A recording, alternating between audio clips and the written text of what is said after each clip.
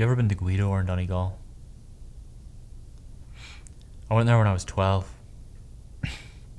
Big cross-country race for the boys, and we're all on the back of this minibus headed towards Derry one morning. And this is big time. I mean, this is like international athletics for us because we're racing against boys from the south. And we have this thing to do, you know, Belfast Pride. 2 of the boys are prods, the rest of us are calics. It's a cross-community event. I suppose the good people on the side think this is great stuff. Just get this wee team over from Belfast and all that patronising shite. Anyway, we're through the border, and boys are all singing pop tunes and all, but I'm in the back of the bus just looking out the window. We're going through mountains. You know where Mount Argyll is and everything. It's a beautiful sight though. Donegal must be the most beautiful place in all of Ireland, I reckon.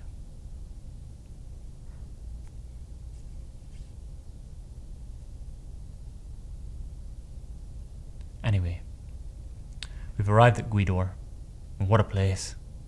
It's hopping with about 200 boys, and they're all getting into their gear and limpering up. It's run by Christian brothers, and so they're clapping young fellas around the back of the ears, basically trying to maintain some order. Our team goes off for a wee jog to stretch out the legs. We're surrounded by fields of barley. We dip down into this wee valley with woods and a stream running through it. The woods and the stream are off limits, so naturally us Belfast boys have to go check them out. What's in a stream, Dom? It's like the Amazon to us. We come across these young fellas from Cork. There was a bit of banter about our accent. I could barely talk. And we could barely understand a word they were saying. But we got the sense they were lording it over us a bit, you know. Looking down on us.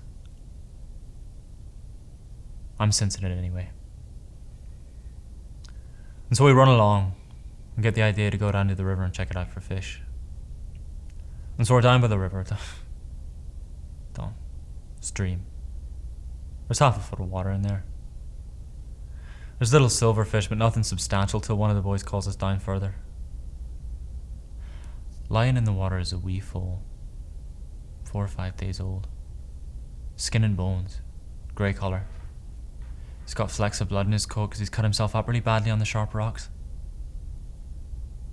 And we're standing over and we can see his back leg snapped. He's breathing. He's alive, but just about. And so this big conversation gets started up between the boys who suddenly reckon themselves the leaders, and they're deliberating as to what we should do. Somebody says drop a rock on his head, but I'm looking in their faces and I can see they're either scared stiff or clueless. It's all bravado. And this Foal on the ground in real pain. All this chit chat going nowhere. Next thing, one of the priests arrives, sees us, sees the Foal, tells us not to move or we're done for. And I mean really done for. Group of boys will always get the blame for hurting a Foal. Group of Belfast boys, whew, get a hammering for sure. And so it's clear to me in an instant. I'm down on my knees and I take the Foal's head in my hands and I put him under water.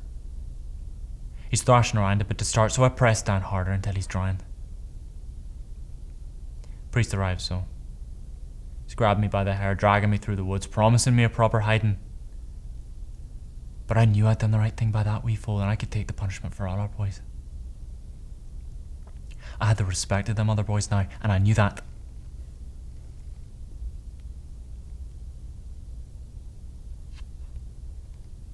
I'm clear of the reasons, Dom. I'm clear of all the repercussions. But I will act. And I will not stand by and do nothing.